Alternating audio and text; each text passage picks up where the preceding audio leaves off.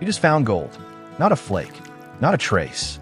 A real strike, enough to change your life, enough to retire on, enough to justify the months of brutal work that got you here. You're standing in a river in California in 1849 with more wealth in your pan than most people will see in a lifetime. And you have approximately 30 seconds to figure out where you're going to put it before someone takes it from you. That was the actual problem.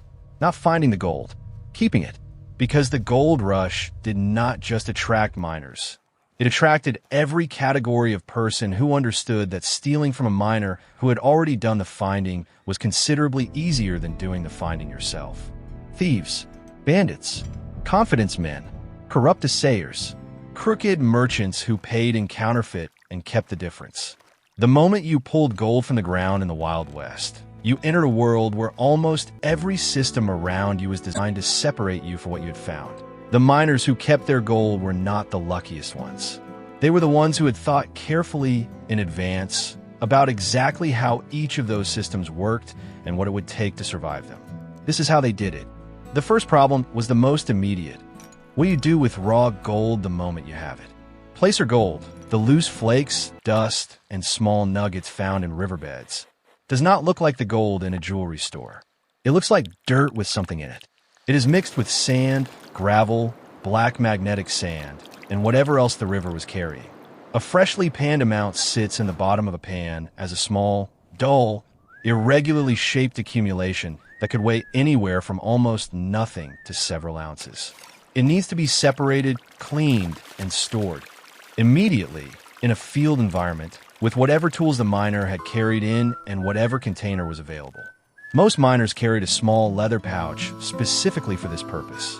Not a bag, not a box, a pouch, because a pouch could be tied, tucked, and worn against the body in ways that a rigid container could not.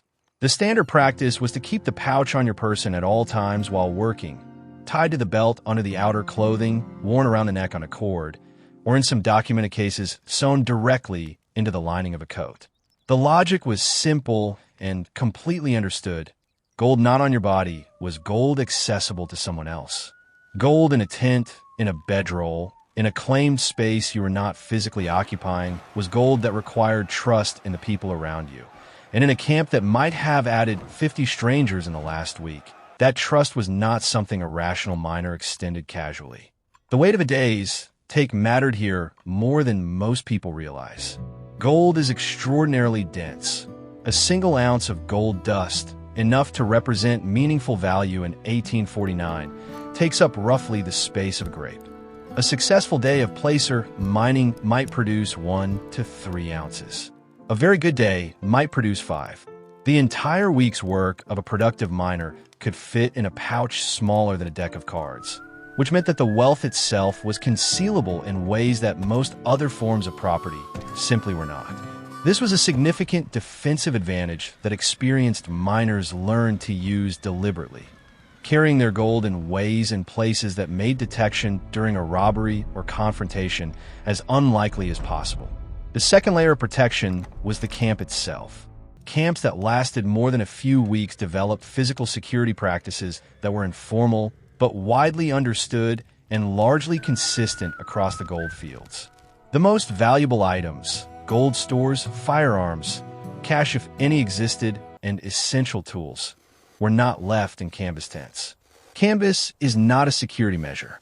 A knife cuts through canvas in under a second, and the sound is completely masked by the ambient noise of a working camp. Experienced miners built or used wooden boxes with metal hardware wherever possible, kept those boxes buried or weighted under sleeping equipment, and in camps with any degree of social organization, established informal watch rotations for nighttime security. Nighttime was when most camp thefts occurred, and the historical record is specific about this. Daytime theft required a thief to operate in a space where witnesses were present and where pursuit was immediately possible. Nighttime theft required only that the miner be asleep deeply enough not to notice. And after 10 to 14 hours of physical labor in cold water, deep sleep was not difficult to achieve. The miners who were most consistently robbed at night were the ones who slept alone in isolated tent positions, without dogs, and without relationships with neighboring miners that created mutual security interest. The ones who were least often robbed were the ones who had built something resembling a community, not from sentiment, but from the clear calculation that 4 men watching each other's camps were 4 times harder to rob than 4 men watching only their own. Dogs appear in the mining camp record more frequently than most histories mention, and their role was more practical than companionable. A dog sleeping in or near a tent was an alarm system available around the clock, requiring no pay, no rotation, and no instruction about what to alert for. The sound of an unfamiliar person approaching a sleeping camp at 2 a.m. was exactly the kind of threat a dog detected and responded to with complete reliability. Miners who had dogs reported significantly fewer nighttime intrusions than those who didn't, and in the more established camps, dogs were valued as security assets in terms that parallel the valuation of cats as rat control, not pets, but working animals earning their place. The third layer of protection was getting the gold out of the camps and into something more secure as quickly as possible. Raw placer gold sitting in a leather pouch in a canvas tent is maximally vulnerable. Gold that has been converted into a certificate at a legitimate assay office and deposited with a bank or express company is significantly less so. Because certificates can be canceled if stolen, because express companies had their own security infrastructure, and because the conversion creates a paper record that makes the gold traceable in ways that raw dust is not. The express companies, Wells Fargo being the most significant but not the only one, built their entire business model around this need, and they understood what they were selling. They were not selling transportation. They were selling security. They were selling the ability to move value from a camp where it was vulnerable to a city where it was protected, and they charged accordingly. Wells Fargo reached California in 1852, 3 years into the rush, and expanded with a speed that reflected how acute the security need was. Within a few years, the company had offices in dozens of mining towns and camps throughout the Sierra Nevada, all of them offering the same core service. Bring us your gold dust, we will weigh it, pay you for it, or give you a receipt, and move it securely to San Francisco. The security of the express shipment itself was the company's most important product, and they invested in it accordingly. Armed guards, strong boxes built to resist both physical attack and fire, and an insurance system that meant that even a successful robbery of an express shipment cost the robber far less than it appeared to, because the company absorbed the loss and continued operating. This is why Wells Fargo's reputation mattered as much as its actual security record. A miner choosing between keeping gold in his tent and depositing it with the express company was not making a purely rational calculation about comparative robbery rates. He was making a calculation about trust, about institutional reliability, about whether the company would still exist, honor its commitments next month. The ones that built that reputation successfully captured a dominant share of the market. The assay process itself was a security vulnerability that most historical accounts underemphasize. To convert raw gold dust into a usable financial instrument, a receipt, a certificate, a coin, the gold had to pass through an assayer who weighed it, tested its purity, and calculated its value. This process required the miner to hand his gold to someone else temporarily, which created an obvious opportunity for fraud. Dishonest assayers used a range of documented techniques to steal from miners, scales that were calibrated to read light, testing procedures that returned artificially low purity readings, and substitution, replacing some portion of the gold dust delivered with an equivalent-looking mixture of gold and base metal and returning that instead of the original. The fraud was difficult to detect in the field without independent testing equipment, and most miners did not have it. The defense was reputation research, asking other miners which assayers had given readings that matched subsequent testing elsewhere, which offices had produced certificates that banks accepted without adjustment, and which ones had generated complaints that had made their way through camp gossip networks. This social information system was imperfect and slow, but it was the primary mechanism miners used to identify trustworthy assay operations and avoid the fraudulent ones. In the more established camps and towns, this reputation information circulated through the same channels as all other critical camp information. The boarding houses, the saloons, the supply stores where miners gathered and talked. A dishonest assayer who cheated one miner, too many found that his name moved through those networks quickly, and that new customers stopped coming. Armed self-defense was the fourth layer, and it was both more and less effective than the mythology suggests. Most miners carried firearms. The specific weapon varied by period. In the early rush years, the most common sidearm was a single-shot percussion pistol, heavy and slow to reload. By the mid-1850s, Colt revolvers had become sufficiently affordable and available that they were widespread in the camps. A revolver gave a miner 6 shots without reloading, which was a meaningful tactical advantage over any weapon that required a measure, a ball, a patch, and a ram between each shot. The presence of firearms in the camps created a genuine deterrent effect that was understood by everyone operating in that environment.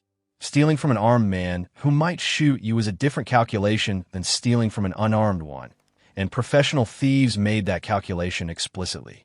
But the deterrent effect of firearms depended on the miner being awake, aware, and in a position to use them. Nighttime theft by someone who had done reconnaissance on a camp's layout and the sleeping patterns of its occupants reduced the firearm to an inert object. The most sophisticated camp robbers did not confront miners while they were armed and alert. They waited. They watched. They moved when the conditions were maximally in their favor. Deep in the night, when the target was unconscious and the nearest neighbor was too far away to hear the sound of a tent being cut. Against this kind of patient, professional theft, a revolver under a pillow provided less protection than a dog, a trusted neighbor, or the decision to deposit the gold with the express company before nightfall. The most reliable security method in the camps, documented consistently across the period, was the one that sounds least dramatic: community. Miners who had been in a location long enough to build relationships with specific neighbors. Not casual acquaintances, but people who had shared meals, shared labor, established reciprocal obligations of various kinds, were substantially less likely to be robbed than miners who kept to themselves. The logic operated at multiple levels. First, a camp where everyone knew everyone else was a camp where an unfamiliar face was noticed, questioned, and remembered, which made it a harder environment for professional thieves to operate in without being identified.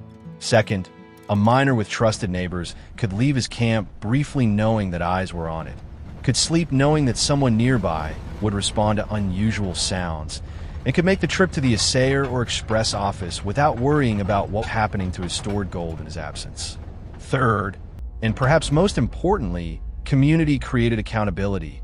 A man who stole from his neighbor in a small camp, where everyone knew who everyone was, had nowhere to go that the knowledge of what he had done could not follow him.